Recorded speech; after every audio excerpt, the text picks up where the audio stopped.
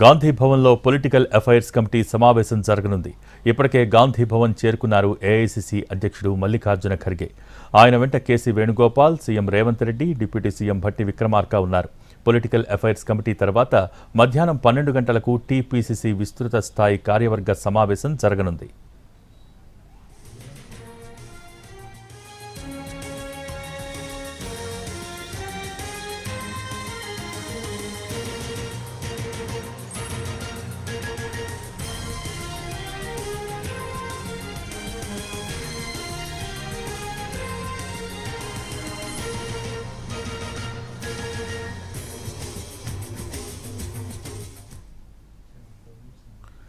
గాంధీ భవన్లో political affairs committee సమావేశం జరగనుంది. ఇప్పటికే గాంధీ భవన్ చేరుకున్నారు ఏఐసీసీ అధ్యక్షుడు మల్లికార్జున ఖర్గే. దీనికి సంబంధించి పూర్తి సమాచారం మా ప్రతినిధి చారి లైవ్ ద్వారా అందించేందుకు సిద్ధంగా ఉన్నారు. చారి, ప్రస్తుతం పొలిటికల్ అఫైర్స్ కమిటీ సమావేశం ప్రారంభమైందా? ఏంటి దానికి సంబంధించిన అప్డేట్స్?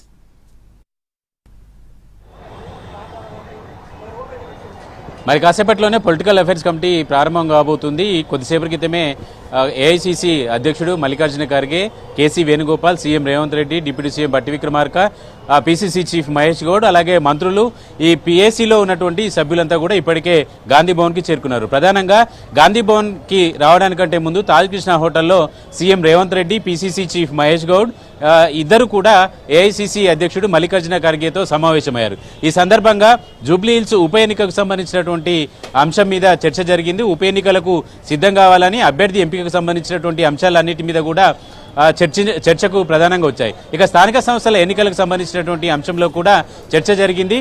బీసీలకు 42% రిజర్వేషన్ అమల్లోకి తీసుకొచ్చిన తర్వాత స్థానిక సంస్థల ఎన్నికలకు వెళ్లాలనేటువంటి అభిప్రాయాన్ని అటు సీఎం రేవంత్ రెడ్డి, ఇటు పీసీసీ చీఫ్ మహేష్ గౌడ్ కూడా వ్యక్తం చేశారు. అందుకు అనుగుణంగానే ప్రభుత్వం కూడా స్థానిక సంస్థల ఎన్నికలకు బీసీ రిజర్వేషన్కు సంబంధించినటువంటి అంశం మీద త్వరలోనే తేల్చబోతుంది. అయితే ఆ బీసీ రిజర్వేషన్ ఎలా కల్పిస్తారనే దానికి సంబంధించి ఇప్పటి వరకు కొంత క్లారిటీ లేదు. దీని మీద ప్రభుత్వం త్వరలోనే క్లారిటీ ఇచ్చే అవకాశం ఉంది. ఈ రెండు అంశాల మీద కూడా కాసేపట్లో ప్రారంభమయ్యేటువంటి పొలిటికల్ అఫైర్స్ కమిటీ సమావేశంలో చర్చించేటువంటి అవకాశం ఉంది. స్థానిక సంస్థల ఎన్నికల మీద ప్రధానంగా చాలా రోజులుగా పార్టీ కూడా కసరత్తు చేస్తుంది. పార్టీ నిర్మాణానికి సంబంధించి మండల స్థాయి, బ్లాక్ స్థాయి పదవుల నియామకానికి కూడా పూర్తి స్థాయిలో ఏర్పాట్లు కూడా చేసుకుంది. డీసీసీ అధ్యక్షుల నియామకం కూడా చేయాలంది.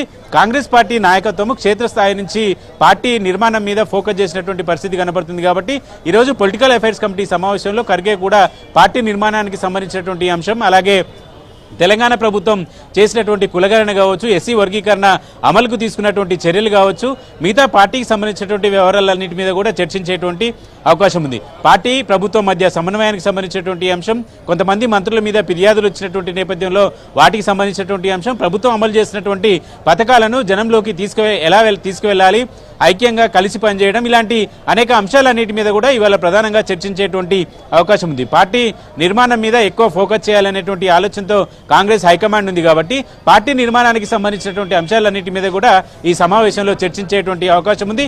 ఇప్పటికైతే మరి కాసేపట్లోనే ఈ సమావేశం ప్రారంభంగా అయ్యేటువంటి అవకాశం ఉంది. పార్టీకి సంబంధించినటువంటి ముఖ్య నాయకులంతా కూడా గాంధీ భవన్కి ఇప్పటికే చేరుకున్నారు. పార్టీ నిర్మాణం, అలాగే డీసీసీ అధ్యక్షులకు సంబంధించినటువంటి అంశం మీద కూడా చర్చ జరగబోతుంది. గతంలో గుజరాత్లో ఒక తీర్మానం చేశారు. డీసీసీ అధ్యక్షులకు సూపర్ పవర్ ఇస్తూ అభ్యర్థుల ఎంపికకు సంబంధించినటువంటి అంశం కూడా డీసీసీల చేతిలోనే పెట్టారు. ఆ నేపథ్యంలో పార్టీ నిర్మాణాన్ని మరింత బలోపేతం చేయాలనేటువంటి ఆలోచనతో నాయకత్వం ఉంది. కాబట్టి అందుకు సంబంధించినటువంటి అనేక అంశాలన్నిటి మీద కూడా చర్చించబోతుంది. మరోవైపు జూబ్లీహిల్స్లో ఉప ఎన్నికలు కూడా రాబోతున్నటువంటి నేపథ్యంలో దీనికి సంబంధించి ఎవరికి బాధ్యతలు అప్పగించాలనే దానిపై ఇప్పటికే క్లారిటీ ఇచ్చింది.